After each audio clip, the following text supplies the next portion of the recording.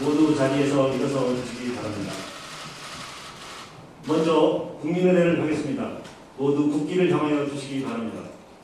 국기에 대하여 경례. 제9회 국무회의를 시작하겠습니다.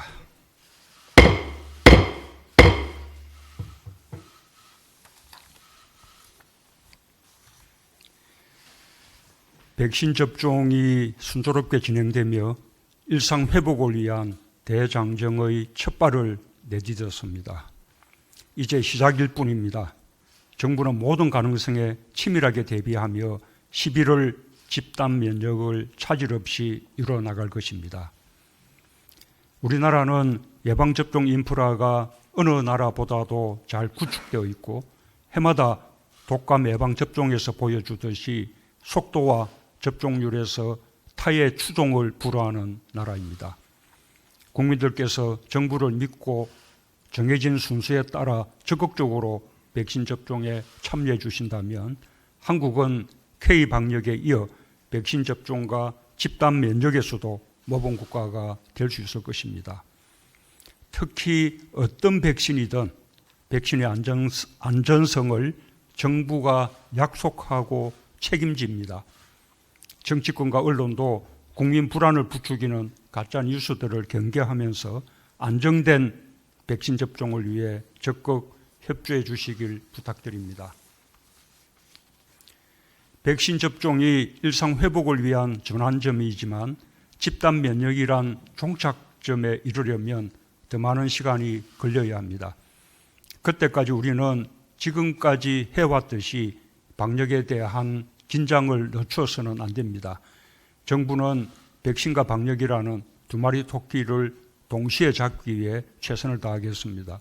국민들께서도 마지막까지 힘을 모아주시기 바랍니다. 백신 접종이 시작되었고 수출도 계속 좋은 실적을 보이고 있지만 코로나 장기화와 방역 조치 연장으로 민생과 고용의 어려움은 더욱 누적되고 있습니다. 정부는 당정 협의를 거쳐 19조 5천억 원 규모의 4차 재난지원금을 마련하였습니다. 15조 원 규모의 추경에 기정예산 4조 5천억 원을 더했습니다. 작년에 이어 2년 연속으로 3월 초에 추경안을 국회에 제출하게 된 것은 코로나로 인한 민생과 고용 위기가 어느 때보다 심각하기 때문이며 이를 해결하는 것이 정부와 국회의 가장 시급한 과제가 되고 있기 때문입니다.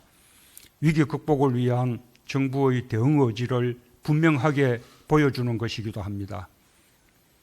이번에 재난지원금은 4차례의 코로나 재난지원금 중 가장 큰 규모로 두텁고 폭넓게 피해계층을 지원하면서 사각지대를 최소화하는 데 각별히 신경을 썼습니다. 소상공인 버팀목 자금을 6조 7천억 원 규모로 대폭 확대하여 지원 대상을 385만 명으로 크게 넓히고 지원 단가도 최대 500만 원까지 높였습니다. 소상공인에게 3개월간의 전기료를 감면하는 지원도 담았습니다. 노점상, 근로빈곤층, 생계위기 가구 등 사각지대를 최대한 찾아내는 노력을 기울였고 고용위기에 대한 빠른 대처를 위해 긴급 고용대책을 포함했습니다. 백신 구매와 전국민 무료 접종 등 방역 예산도 추가했습니다. 4차 재난지원금이 어려운 국민들께 하루빨리 지급될 수 있도록 국회의 신속한 논의와 처리를 당부드립니다. 지난주 국회에서 매우 의미 깊은 법안들이 통과되었습니다. 여야 합의로 통과된 4.3 특별법 개정은 국가폭력에 대한 책임을 명시하고 희생자에 대한 배상과 보상 근거를 마련하였다는 점에서 매우 뜻깊은 진전입니다.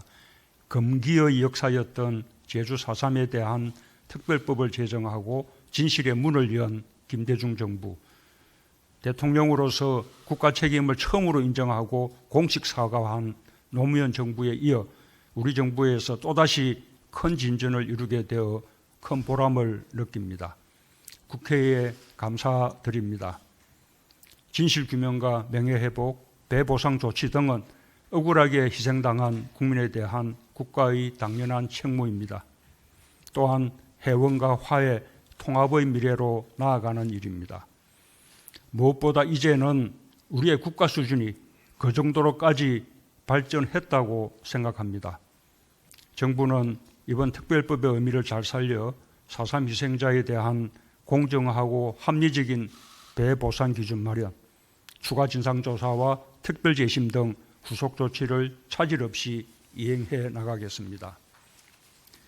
ILO 핵심 협약 비준 동의안이 통과된 것도 대단히 의미가 큽니다.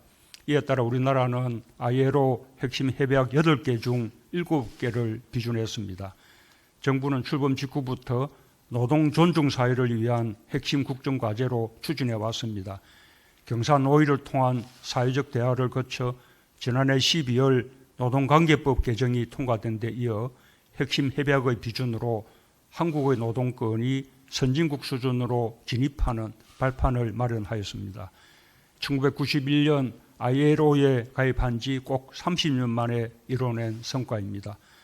노동권 존중에 대한 우리나라의 국제적 위상을 한 단계 높임으로써 국격과 국가 신인도 제고에 기여할 것입니다.